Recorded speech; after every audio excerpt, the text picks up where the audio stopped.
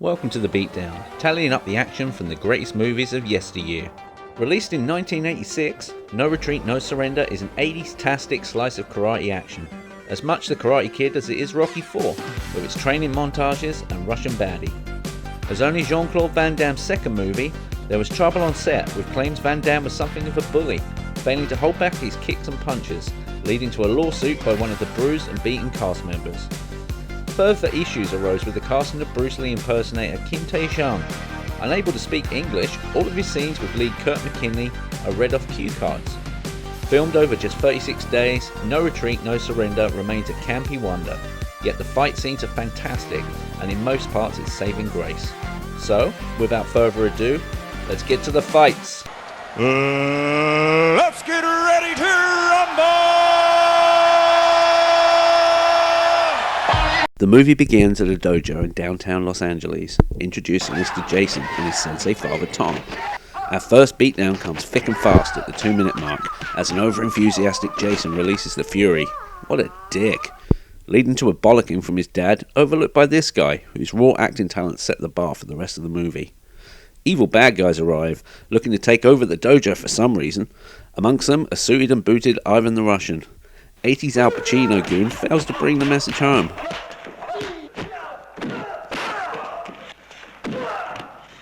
Ivan jumps in, literally, breaking Tom's leg and easily warding off an attack by Jason. In an act of both retreat and surrender, the family pack up shop and move to Seattle in the first of many long cutscenes. Arriving at their new abode, we are introduced to RJ, the most 80s kid from the 80s ever, who is both extremely annoying and outlandishly cool. Fuck off, RJ. You okay? Yeah. Oh, that's pretty cool. We also meet Scott, the token bully, here eating a whole cake because why not? As Jason settles in, RJ is hounded by Scott, but RJ gets the win, pulling off some Back to the Future stunts before taking Scott out jackass style. Well, come on, big boy, if you think you got the heart. Come on, big boy, jump it. You know you can do it. You can do it. Come on. Come on.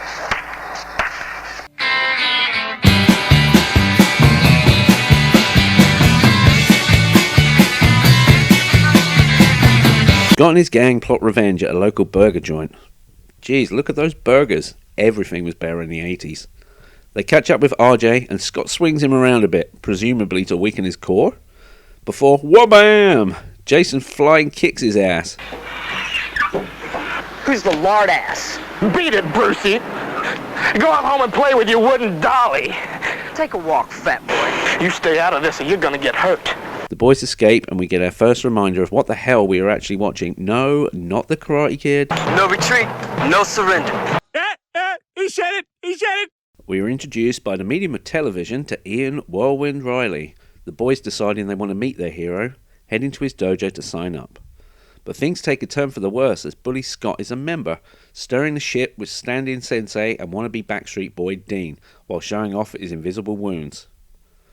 Backstreet Dean buys his bullshit and sets up a fight for Jason with his best fighter.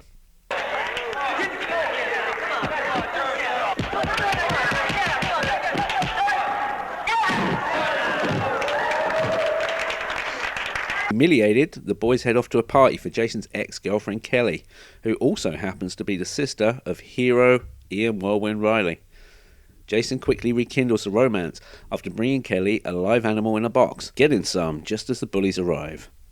Backstreet Dean makes a dick move on Kelly, leading to a showdown between Jason and Dean. Scott pulls out a classic playground maneuver, making him easy pickings for Dean. Outacted by a bunch of balloons, both Jason and Kelly retreat and surrender, fleeing the party, Jason heading to hero Bruce Lee's grave for some much-needed advice. Meanwhile, Mr. Whirlwind receives a call from the goons. Don't look at the camera. Ugh. Summoned to his gym, they try to pressure him to sell up, but it's a no and they leave, scared off by his weird robotic standing skills. Back home, angry dad Tom, sick of his son's inability to abide by the movie's title, trashes his makeshift gym. RJ suggests he set up his gear in an old abandoned house because nothing ever goes wrong in abandoned houses in the 80s, and the boys set up shop, with another quick reminder of what we're watching. No retreat, no surrender.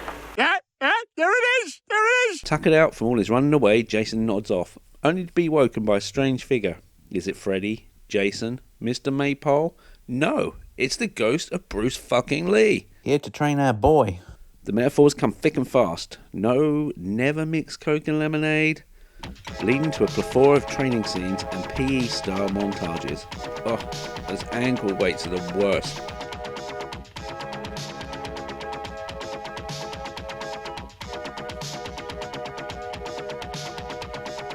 With Jason getting good over a whopping 20-minute period. Yep, nearly a quarter of this movie is training montage. Jesus Christ.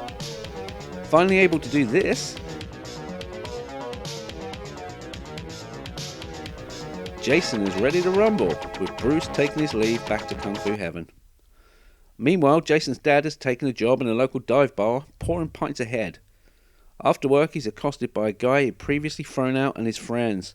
Jason arrives, does this, and sets about showing Pappy his brand new fighting skills. Oh shit, right in the dick. Just in case we've forgotten what decade we're in, we're treated to this spicy number. And then this. Fuck off, MJ. Oh, that's pretty cool. While Jason patches things up with Kelly, school disco style.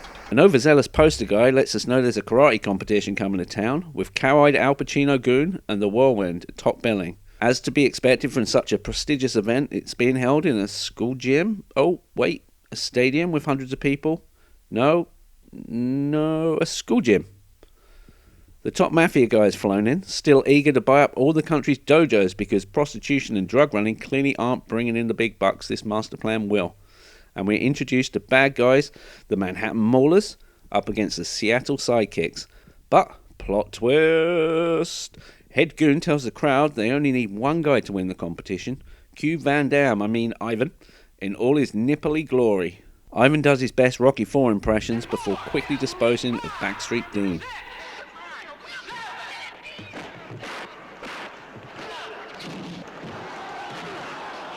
The boys realise they're in trouble when Ivan takes a load off like this. Oof. Second guy gives his all, but it's no match for the Rusky.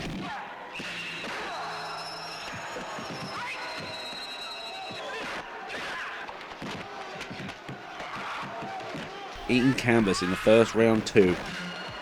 Ivan shows off his ventriloquism skills before Ian enters the ring.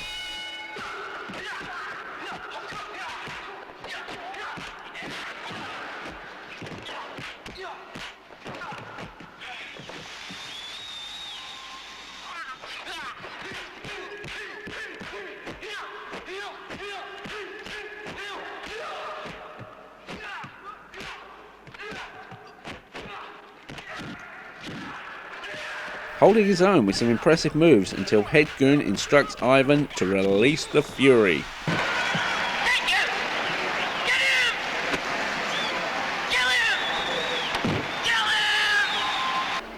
Losing his shit, Ivan strangles him with a metal chain they usually keep on those posts, of course, and roundhouses the ref out of the ring. Holy fuck. Feeling peckish, Scott tries to stop the rampage, as does Kelly, leading to Jason to intervene and enter the ring.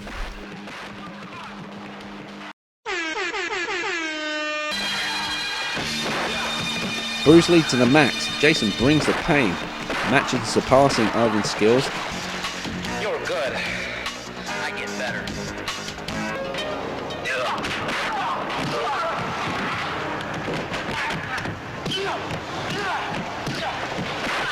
Until Ivan ties him up in the ropes and starts pounding. Luckily, MJ is on hand, and in true 80s style says the Fang.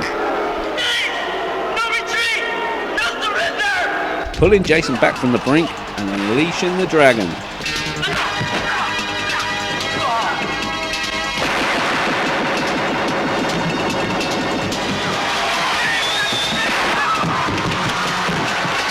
Ivan defeated the bad guy Scarpa, presumably abandoning their plans of karate school domination, and Jason is hailed the champ.